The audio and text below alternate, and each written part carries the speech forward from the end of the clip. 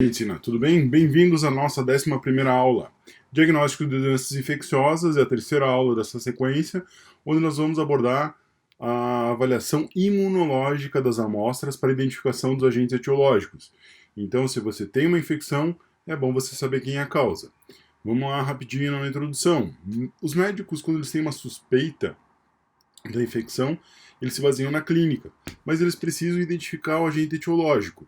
E para o agente etiológico ser identificado, nós precisamos ter o contexto onde ele se encontra.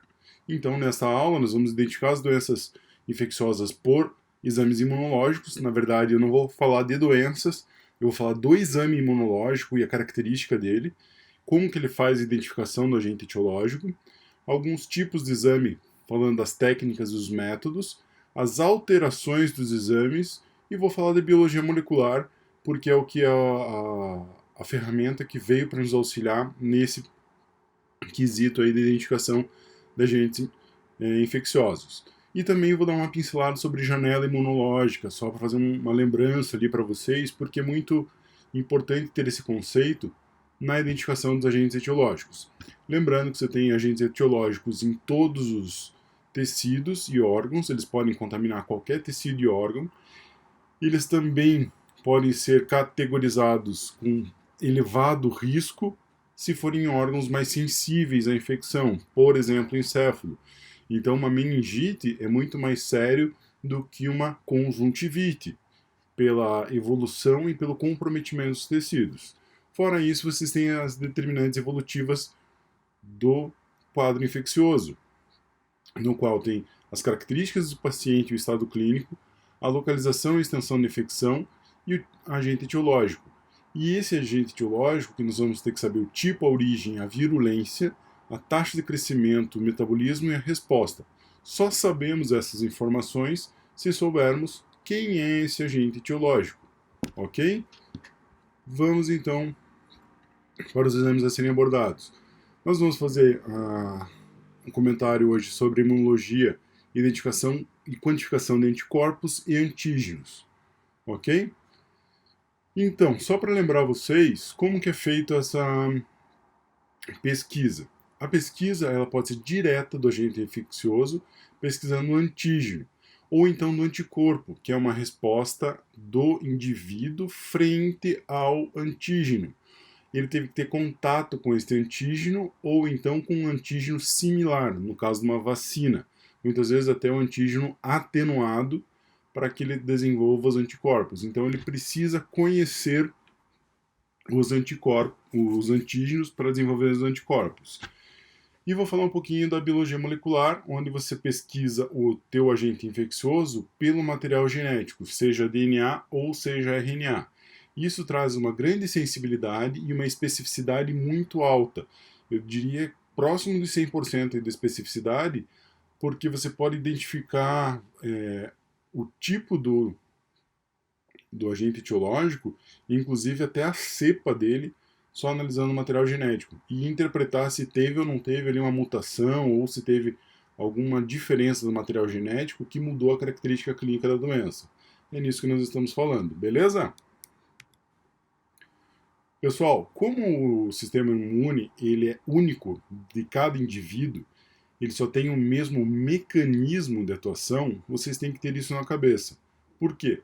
Se o indivíduo tem qualquer fator desses aqui, ó, alterados, por exemplo, idosos estão muito mais expostos aos antígenos pelo tempo de permanência que eles tiveram em alguns ambientes. As crianças, dependendo do ambiente que elas se encontram, então um ambiente muito limpo, muito sujo, um ambiente pouco higienizado, um ambiente que tem muitos indivíduos doentes, um indivíduo com uma doença grave, infecto-contagiosa, que pode ser o caso dos adultos, nós estamos vivendo o Covid agora, a questão do sexo, comorbidades, tudo isso interfere no sistema imune do indivíduo. E a capacidade e efetividade de eliminar os antígenos é individual. Então vocês têm que saber que, mesmo que vocês vão encontrar algumas proteínas similares, as forças de capacidade e efetividade de eliminação daquele agente infeccioso são características do indivíduo. É difícil você quantificar e qualificar os indivíduos pela sua resposta imune. Um exemplo: 2 indivíduos adquirem Covid-19. Um vai ter uma evolução clínica melhor e outro pior. Mas esse indivíduo que tem uma evolução melhor, ele tem uma série de comorbidades e teve títulos de anticorpos muito menores do que aquele que tinha títulos altos e tinha uma saúde mais conservada, não tinha hábitos ou comorbidades que pudessem contribuir com a evolução do quadro de insuficiência respiratória. Então é nesse quesito que vocês têm que ter essa ideia de individualismo imune. Cada indivíduo vai responder de uma maneira e cada indivíduo está numa situação diferente quando ele tem esse agente infeccioso. Beleza? Imunidade inata comum a todos os humanos. Todo mecanismo é igual. Reconhece o antígeno, fagocita. Ou então ativa o sistema complemento. Já na imunidade adaptativa, ela tem uma característica individual porque ela fala muito em relação ao HLA. Isso eu vou falar para vocês lá no final, em alguns tópicos especiais, que nós vamos comentar sobre os exames de compatibilidade entre tecidos, ou exames de histocompatibilidade. Daí nós vamos ver as características de cada um. E essa imunidade adaptativa, ela se adapta conforme o teu agente etiológico. Mas também tem as características individuais, porque geram anticorpos em quantidades específicas e respostas imunes celulares conforme o tecido e conforme a característica do indivíduo. Beleza? Então aqui, ó, só para vocês terem uma noção, esse quadrinho aqui mostra o seguinte: quando eu tenho um micro-organismo que é invasor, ele passa uma barreira mecânica, por exemplo, uma mucosa, uma barreira epitelial, e ele acaba entrando em contato com o sistema imune, você tem lá de 0 a 12 horas para poder fazer uma eliminação dele, através dos fagócitos e através do sistema complemento. A partir de 12 horas, esse micro-organismo, que no caso do exemplo, vai ser processado, vai ser apresentado aos linfócitos T. Os linfócitos T vão ativar todo o processo de produção de imunoglobulinas e resposta imunicelular e vão começar a produzir os anticorpos. Então você tem lá de 1 a 7 dias que isso pode demorar. O problema é quando eu tenho umas quantidades. Dependendo das quantidades do micro-organismo, eu vou ter uma resposta imune proporcional. E essa proporcionalidade faz com que altere esses dias aqui de resposta. Isso pode causar uma janela imunológica, que vai ser o nosso último tópico. Ok? Bom, que tipo de amostra eu uso para sorologia, para identificação dos meus agentes infecciosos? Fluido oral, hoje utiliza-se muito para teste rápido. Então, o teste da HIV, lá, que pode ser feito por saliva, até o próprio COVID está sendo feito por fluido oral, sarampo, enfim, vários foram utilizados por testes rápidos, que é a imunocromatografia, já vou falar. O mais comum é você ter sangue e soro, onde você encontra os anticorpos. Então, do sangue total, separa-se o soro, não é plasma, é soro, e se obtém os anticorpos. Também é possível através dos tecidos, então você vai lá e faz uma biópsia do tecido. Ou então, o que purgou do tecido. Por exemplo, você quer saber um agente infeccioso de uma ferida crônica de um paciente. Através do SWAB, você vai fazer lá a identificação sorológica da bactéria ou do vírus presente naquela ferida. E na urina, raramente você vai fazer isso para identificar os complexos de antígenos e anticorpos. Então ele não identifica, ele quantifica a resposta imune, ok? Para ele identificar, você precisa ter a reação de antígeno e anticorpo conhecida. Neste caso da nefelometria, não é conhecida. E falando em interações antígeno-anticorpo, você tem lá os anticorpos e as bactérias, os antígenos e anticorpos. Quem que vem antes? Depende. Tem alguns anticorpos já pré-formados para reconhecer antígenos, reconhecer o que não é próprio, e eles funcionam através deste tipo de reconhecimento aqui. E tem aqueles anticorpos que são formados após o reconhecimento dos antígenos. E é isso que nos interessa, porque esses que vão dar a possibilidade de nós quantificarmos e qualificarmos a resposta imune, sabendo para qual agente etiológico foi produzido aqueles anticorpos e quanto de anticorpo foi produzido. Beleza? As características das interações antígeno-anticorpo, elas dizem respeito às suas capacidades de realização de interação in vitro. Isso é muito importante vocês entenderem para saber quando um teste é mais sensível ou não. O que é um teste sensível? Aquele teste que tem uma capacidade de buscar pequenas quantidades de anticorpos ou antígenos em uma amostra biológica. E o que é um teste específico? É aquele que consegue identificar com exatidão um agente etiológico infeccioso. Beleza? No caso, quando você avalia a afinidade, você tem que ver a força de interação. Se tem muita força, tem alta afinidade. Se tem pouca força de interação, tem baixa afinidade. Anticorpos de baixa afinidade podem fazer falso positivo, ok? Avidez é a força de interação entre antígeno e anticorpo. Então, é parecido com a afinidade, mas é o tempo e a capacidade que um tem de ligar pelo outro. Esse aqui se liga rapidamente, porque ele tem muita afinidade com o antígeno. Mas já esse anticorpo ele não se liga tão rápido ao antígeno porque faltam alguns elementos para ele ter uma grande interação. A avidez é como a força que ele se liga. Se ele estiver muito forte, ele é muito ávido. Se ele estiver pouco forte, é pouco ávido. Isso aqui é importante saber para os testes rápidos, os imunocromatográficos. Muitas vezes acontece o seguinte: se faz o teste positiva, tempos depois ele não está mais positivo. Por quê? Por causa da avidez baixa dos anticorpos ou até mesmo pelo tipo de reação enzimática presente na positividade. Isso é uma questão que eu já vou comentar com vocês. A especificidade eu já tratei. Vamos para a reação cruzada. O que é uma reação cruzada? Reação cruzada é quando eu tenho dois antígenos que podem compartilhar de epítopos, de porções específicas, gerando interações pouco específicas entre os anticorpos.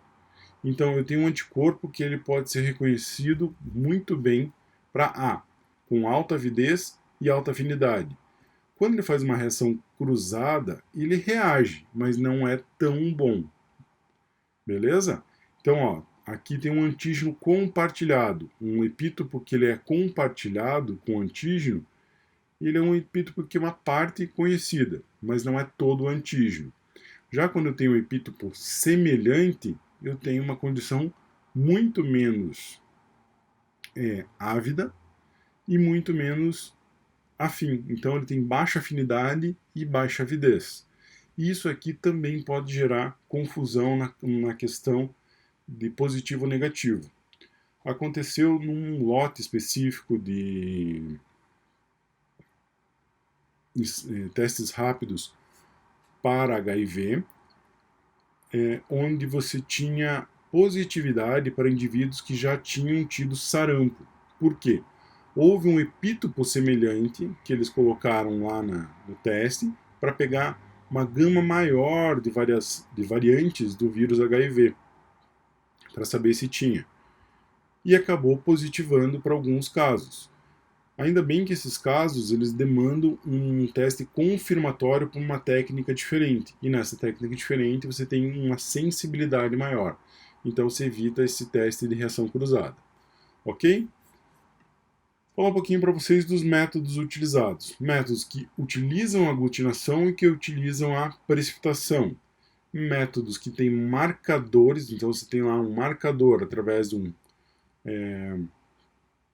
agente radioativo, você tem através de uma enzima, ou você tem uma imunofluorescência, onde você tem um anticorpo que se liga por fluorescência. Você também tem a citometria de fluxo, que eu vou dar uma aula específica para vocês sobre citometria de fluxo, e é o Western blotting. O Western blotting ele é uma forma de você separar as proteínas e identificar especificamente os anticorpos para aquela proteína. Então, no caso do HIV, eu tenho lá duas proteínas que são muito antigênicas, P24 e P90. Ou tem a P90 e a P120. Dependendo do kit, eu posso fazer para essas duas proteínas, então combinações diferentes, e daí eu vou testar o soro de pacientes positivos, só que eu vou testar específico. Então, por exemplo, pode positivar para P24 e não positivar para P90. Confirma HIV? Não. Se positivar para P24 e positivar para P90, confirma HIV? Sim, confirma HIV. E se positivar para P90 e não para P24? Depende do ensaio, você pode até dizer que positivou, porque a P24 é um antígeno que é pouco expresso pelo HIV. Então, se não teve positividade ali, ele pode ser que esteja um erro de identificação. Mas se teve na P90, é indicativo. O que é recomendável fazer? Refazer o teste. Vamos voltar para os métodos aqui. O ELISA. O ELISA, nós temos vários tipos de ELISA e hoje se discute muito o ELISA de quarta geração. Eu vou mandar no material complementar e na aula que vem nós vamos trabalhar com casos clínicos e com as metodologias de identificação, onde você utiliza enzimas para mostrar a força de reação do antígeno-anticorpo. Então, dependendo do tipo de ELISA, um ELISA sanduíche, quanto mais forte for o sinal da enzima, mais anticorpo e mais antígeno você tem formado naquele poço, indicando uma grande positividade. Já pelo radioimmunoassay, que você usa um marcador radioativo, está sendo cada vez menos utilizado por causa da questão ambiental, onde você tem um lixo radioativo, é difícil de você processar esse material. Ele é muito sensível, porque você conseguia detectar muito fácil a presença de um radioisótopo. Esses dois ensaios são feitos em base sólida, o ELISA e o radioimmunoensaio. Os de base líquida, nefelometria e turbidimetria. Nefelometria, ele vai medir a aglutinação, turbidimetria, a precipitação. O EMIT e o CEDIA são pouco utilizados de uma forma ampla. Eles assim, são muito específicos para cada caso. Mas basicamente o EMIT ele mede a atividade enzimática e o CEDIA ele reúne o antígeno anticorpo e permite que tenha uma reação enzimática. Então a reação só acontece quando você tem um antígeno anticorpo, ok? A imunofluorescência, quando você marca o teu antígeno com anticorpo marcado com fluorescência, então você consegue ver lá em um determinado comprimento de onda no microscópio a presença do antígeno, muito utilizado para clamídia, ok? A aglutinação é como nós já fizemos no banco de sangue, você vê ali a aglutinação sendo formada. E o método de quimiluminescência, que é muito utilizado por equipamentos que fazem os ensaios de identificação imune. Na imunologia dos laboratórios, a maioria são quimiluminescência. Por quê? Ele é um teste seguro, rápido e sensível. Então, se ele tem alguma coisa, ele emite luz e você consegue comprovar. Beleza? Aqui eu coloquei um resumo dos kits mais utilizados. Então eu coloquei lá a quimiluminescência, coloquei lá a nefelometria, turbidimetria, coloquei aqui uma série de métodos de antígeno anticorpo observados, inclusive com as marcações deles lá. O que acontece? Um vai diminuindo, que é uma escala contrária logarítmica, o outro vai aumentando pela presença dos antígenos anticorpos. E coloquei aqui um modelo do ELISA. Então, o que acontece? Você tem um anticorpo, você tem um antígeno e um outro anticorpo ligado a uma enzima. Então, quando você faz esse sanduíche, esse ELISA aqui é o sanduíche, na hora que você faz essa marcação, você tem positividade. Se não tem antígeno, esse anticorpo não liga, não tem a presença da enzima e não tem reação, não tem formação de corpo. Isso permite qualificar e quantificar ao mesmo tempo. Os ensaios imunocromatográficos, ou ensaios rápidos, onde você tem lá um papel de nitrocelulose com a presença de determinadas proteínas antigênicas que tem muita reatividade e podem responder rapidamente à presença de anticorpos. Então, o que acontece? Quando você coloca uma amostra, essa amostra é absorvida e ela passa por uma tira de absorção abaixo das linhas reagentes e ele leva o reagente até a presença dessas duas marcações. Geralmente você tem lá um controle, que é o C, e tem um teste. E aqui no S você põe a tua amostra. Então daí você detecta se está duas cruzinhas, uma cruzinha. Hoje tem uma variedade de métodos, cada fabricante desenvolveu o seu método para identificar a presença de anticorpos. Mas basicamente o que eles fazem é as proteínas antigênicas estarem separadas, você tem lá uma, duas proteínas formando a tira de teste, e você tem um controle. Esse controle serve para mostrar que passou por aqui anticorpos humanos. E ele vai positivar em anticorpos humanos. Até muito curioso fazer isso, porque muitas vezes testes rápidos no desenvolvimento deles tem que ser feito com amostra humana.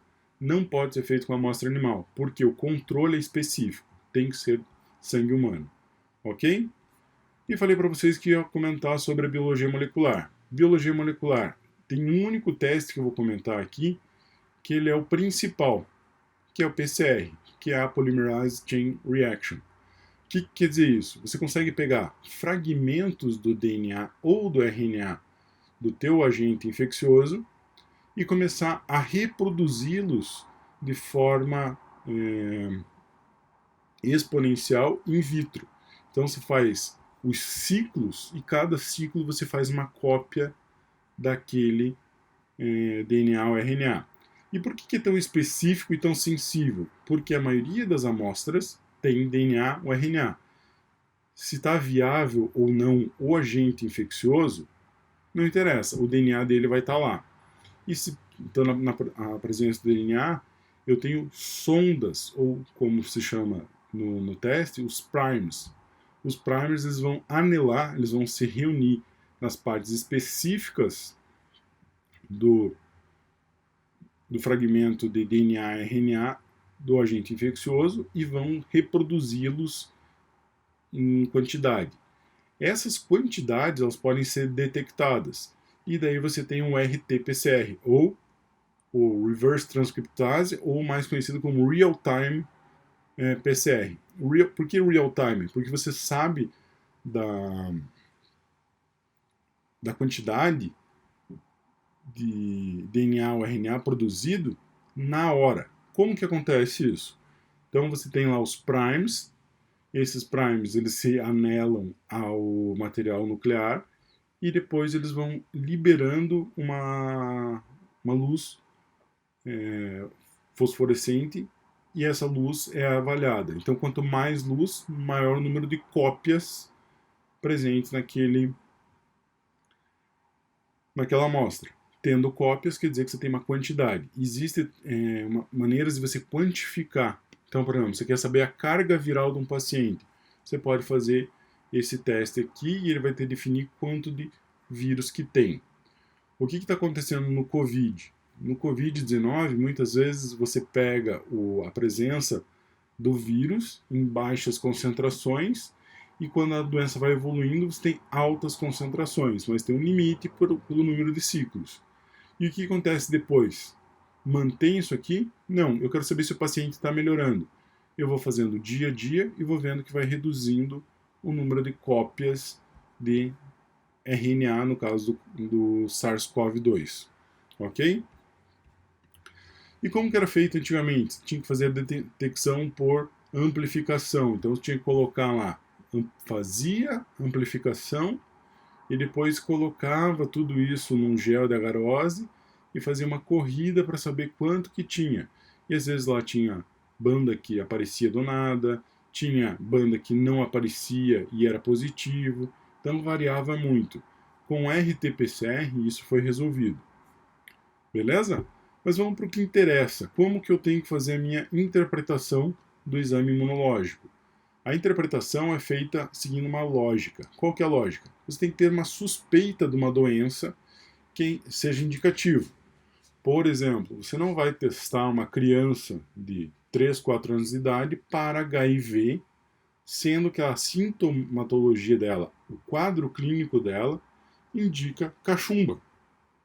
Você tem que ter uma coerência clínica para indicar. Ah, mas essa criança teve lá uma leucopenia. Lembra que eu falei para não falar leucopenia? Ela teve uma linfopenia importante. Puxa, uma linfopenia. A mãe é HIV positivo. Daí você começa a ter a suspeita desses casos.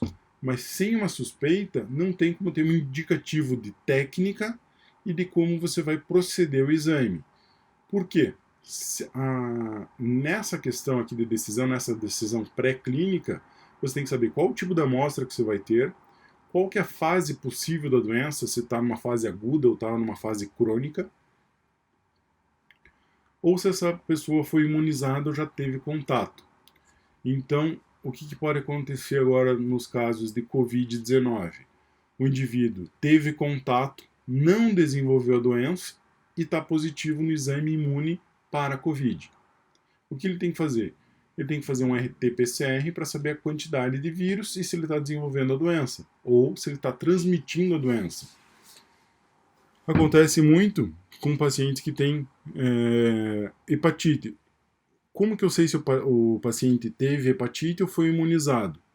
Muitas vezes você tem que ir lá avaliar a quantidade de anticorpos anti-HBC para saber se é contra o core viral e não anti-HBsAg, que é anti o capsídeo, lá, a parte de fora do vírus.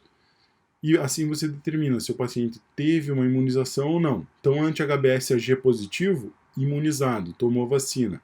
Anti-HBsAg positivo e anti-HBC positivo, suspeitas que ele teve contato com a doença. Se o anti-HBC é maior que o anti-HBsAg, esse paciente com certeza teve ou está tendo hepatite. Ok? Os exames também têm uma técnica que tem que ser definidos pela técnica, onde você precisa, quer dizer, muito específico e pouco. Eu tenho que ter uma técnica sensível e específica, porque eu tenho que detectar mínimas concentrações de anticorpos ou até mesmo do antígeno, no caso do ELISA de quarta geração. Acontece muito com pacientes que têm hepatite. Como que eu sei se o paciente teve hepatite ou foi imunizado? Muitas vezes você tem que ir lá avaliar a quantidade de anticorpos anti-HBC para saber se é contra o core viral e não anti-HBsAg, que é anti o capsídeo, lá, a parte de fora do vírus. E assim você determina se o paciente teve uma imunização ou não. Então, anti-HBsAg positivo, imunizado, tomou vacina. Anti-HBsAg positivo e anti-HBC positivo, suspeitas que ele teve contato com a doença. Se o anti-HBC é maior que o anti-HBsAg, esse paciente com certeza teve ou está tendo hepatite. Ok? Os exames também têm uma técnica que tem que ser definidos pela técnica, onde você precisa de uma técnica mais sensível, mais específica. Por exemplo, eu quero saber se o paciente é positivo ou não é positivo para HIV de uma forma rápida. Eu tenho que ter uma técnica muito pouco específica, mas muito específica e pouco. Eu tenho que ter uma técnica sensível e específica, porque eu tenho que detectar mínimas concentrações de anticorpos ou até mesmo do antígeno, no caso do ELISA de quarta geração. Mas se eu quero saber só eu já sei que o paciente tem HIV e quero saber o tipo de HIV e a quantidade. Daí eu faço uma técnica mais específica, menos sensível. Por que aumenta a especificidade e baixo a sensibilidade? Eu já sei que ele tem, eu quero saber qual o tipo que ele tem. E por que eu tenho que reduzir a sensibilidade? Para não ter interferentes. Esses interferentes podem causar uma positividade, um aumento da minha positividade que não é adequado. E daí eu vou ter um valor que não indica o real estado do paciente. E o resultado, ele sempre tem que ser condizente com a clínica. Ah, isso é difícil. Se vocês forem conversar com os médicos, eles vão dizer assim: muitas vezes o paciente não tem clínica, mas tem a doença. É verdade? É verdade. Porque muitas vezes o paciente está com uma doença subclínica, mas positivo para a doença. E fazer o quê? Deixa o resultado como está e faz um acompanhamento. Vê se essa doença vai evoluir. Se ele for positivo e tiver características clínicas, perfeito, bora. Se ele tiver negativo, também volta e faz um acompanhamento para ver se teve evolução. O problema é quando cai na zona cinza. O que é essa gray zone? Zona cinza nada mais são do que valores dos exames onde você não consegue definir se o resultado é positivo ou negativo.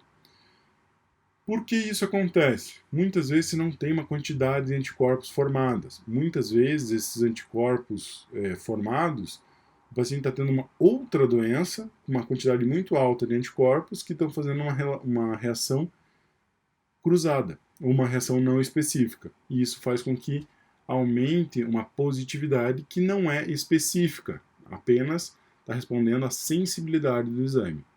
Ok? Hoje, com o advento da biologia molecular e das proteínas recombinantes, eu vou passar para vocês lá um estudo de proteômica, só para vocês terem uma ideia para que lado que a imunologia está caminhando. Eles estudam como que a proteína está presente no agente causador da doença e como que eu posso fazer com que ela seja avaliada de forma bem específica in vitro. E isso me traz uma segurança maior. Isso aumenta a minha sensibilidade e minha especificidade. Ok? Agora, o que pode acontecer de problemas com as outras técnicas? Os erros analíticos. Você tem um erro ali de fase da doença, onde você está medindo IgG quando o paciente está com IgM, ou o paciente está com IgM e está com IgG. Hoje, a prática propedêutica, como eu gosto de falar para vocês, ela pede para o médico fazer o pedido dos dois exames, até para ele ter uma ideia de como foi o contato do paciente com aquele antígeno. Beleza? Outros problemas podem ser em relação à diluição. Muito comum você ter problema de diluição quando se faz um teste de sífilis, porque o teste de VDRL basicamente é uma diluição seriada. Se você erra na diluição, você tem um falso positivo ou um falso negativo e precisa repetir esse teste. Então, muito cuidado com a diluição. Pipetagem. Na hora que vai pipetar, os valores de reagentes têm que ser exatos. Por quê? Se você coloca um pouco mais, um pouco menos de reagente, isso muda a força do sinal. Mas tem que cuidar porque tem muitas vezes kits que vêm indicando uma quantidade em um lote e no próximo lote ou num lote diferente são quantidades diferentes, porque eles validaram aquele kit, aquele lote de uma forma diferente. Então, cuidado. Reagentes instáveis. Isso é um fato que acontece nos laboratórios.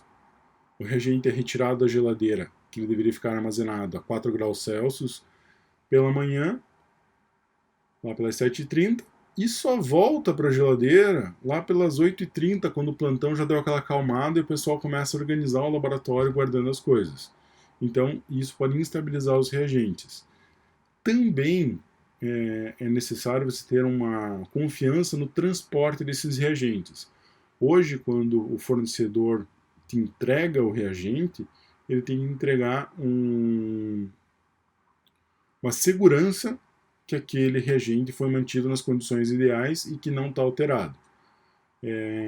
Se vocês pesquisarem um pouquinho, em 2017, vocês vão descobrir lá que teve uma série de reagentes que foram inutilizados por problemas da importação. Então eles vieram dos Estados Unidos para o Brasil, e quando chegaram no Brasil eles ficaram uma semana na alfândega fora das condições de conservação ideais.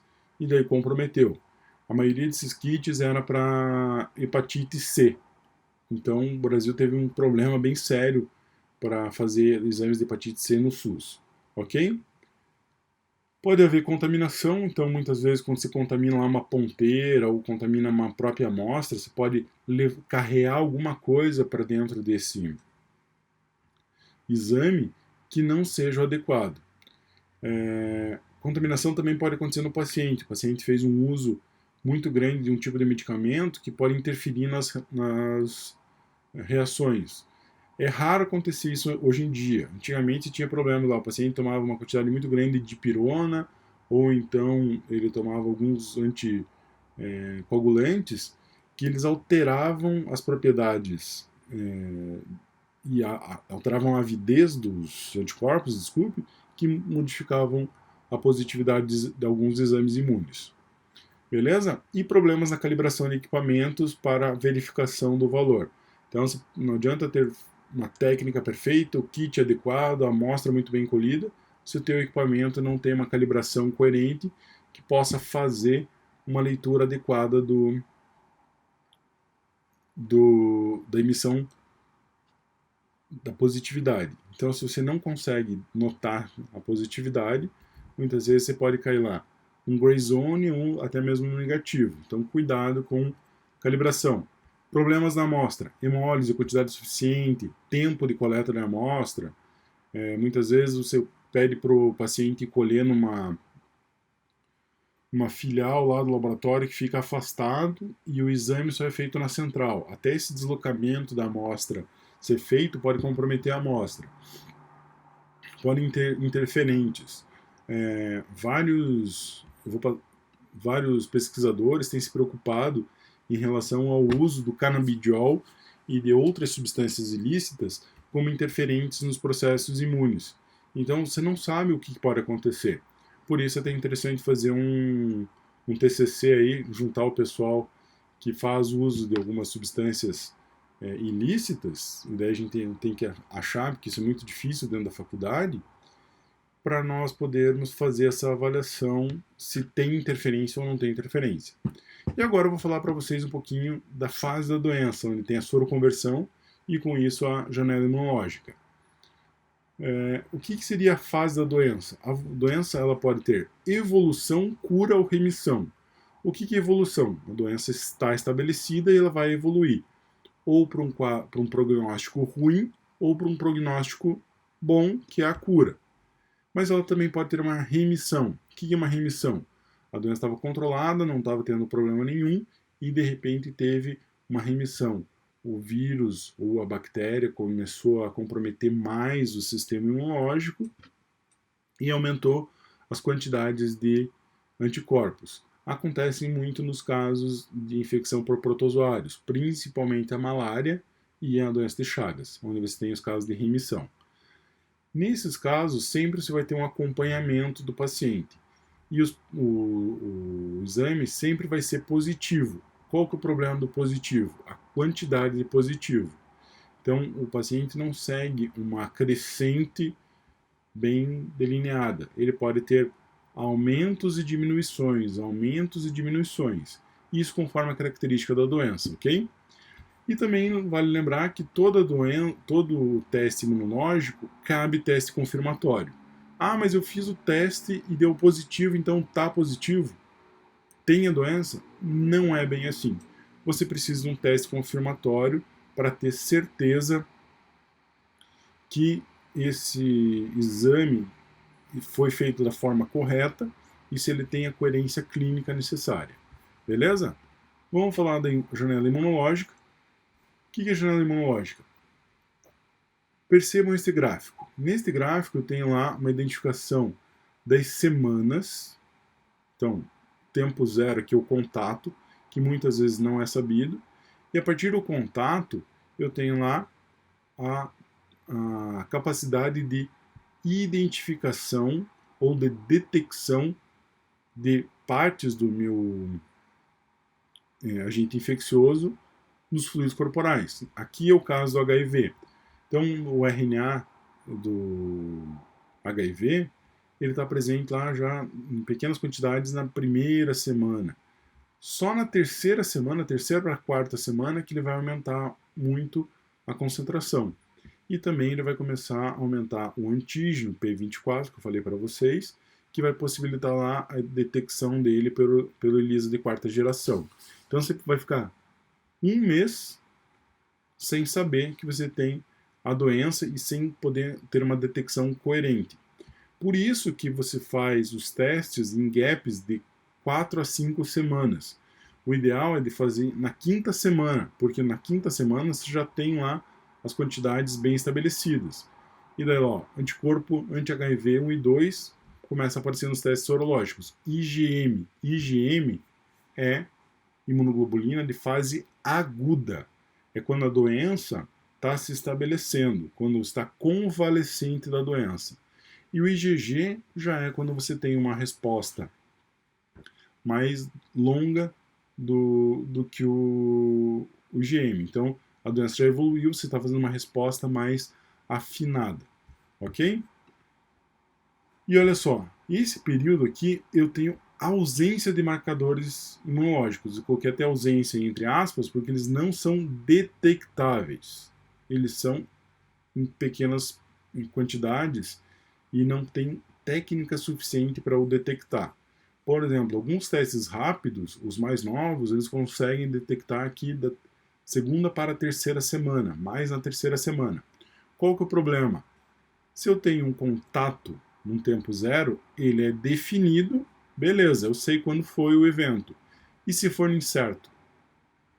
Olha, eu não sei quando eu tive contato com uma pessoa que teve Covid. E isso pode ter uma janela imunológica. Covid, janela imunológica de 14 dias. Então você vai demorar um monte lá, ó. 14 dias das 2 semanas para você fazer a resposta. Ok? E tem que avaliar o significado clínico dessas doenças. Então, a amostra foi coletada, era uma amostra adequada? Se não, pede para recoletar e ver o período. Essa questão da recoleta também tem em relação a essa janela imunológica. Dependendo da janela imunológica, eu vou ter uma negatividade do exame. Se é para correr risco e ter uma negatividade, eu posso até fazer a coleta e proceder ao exame. Mas se tem lá fortes indícios que isso possa ser incerto, que vá ter problema dentro da janela imunológica, eu prorrogo esse teste por mais um período. É o que está acontecendo com o Covid também. O governo está prorrogando de 7 a 10 dias os exames para ele ter mais segurança na detecção. Porque pior do que você detectar que positivo a presença de um agente infeccioso é você deixar o paciente na dúvida. Então, o mais coerente é você ajustar o tempo de coleta do que manter esse paciente na dúvida, ok? E se a amostra foi coerente, está tudo caminhando bem, você faz um ensaio específico e sensível. Sempre escolham por mais especificidade e sensibilidade. Quem for fazer concurso público para a área de biomedicina, para a área de laboratório, estude a especificidade e sensibilidade, porque isso cai toda a prova. Toda a prova tem uma pergunta lá. Você vai escolher entre o kit A ou o kit B, e eles têm umas características de especificidade e sensibilidade distintas. Como teste sorológico, você pode detectar anticorpos ou antígenos. Ah, professor, você não vai falar aqui da biologia molecular? Não, aqui eu estou falando dos testes imunológicos sorológicos. Por quê? Porque a biologia molecular ela não vai ter essa preocupação. Ela vai simplesmente detectar. A única questão é o período que ela vai se encontrar. Ok? Agora, escolhi o teste, ele detectou, ele quantificou. Se quantificou, ótimo. Se não quantificou, você tem que escolher um que quantifique, que permita saber em qual nível de evolução que a doença se encontra. Se positivo, você vai fazer um acompanhamento e vai ver se aumenta ou diminui a quantidade de resposta imune. Se for indefinido, você vai rever os critérios e vai pedir uma repetição. E agora, se for negativo, depende do caso, você fecha o diagnóstico. Olha, não tem, tá excluso para a presença de HIV ou presença de outros vírus aí. Por exemplo, hepatite C. O paciente está fazendo lá um quadro de doença colestática. Putz, será que esse paciente não tem uma hepatite C? Ele tem características para isso. Testou, deu negativo, fechou o diagnóstico, não tem hepatite C. Diagnóstico fechado é nesse nível. Beleza? Pessoal, muitas dúvidas vão surgir, muitas doenças nós vamos discutir. Qual que é a ideia agora? Nós fazermos uma lista das principais doenças, encabeçando pelo COVID, e usarmos esse conhecimento. Para quê? Para que nós possamos interpretar estes exames complementares aqui, ó, principalmente de bioquímica e os exames de imagem. Ok? Muito obrigado pela paciência e até a próxima aula. Um abraço. Tchau, tchau.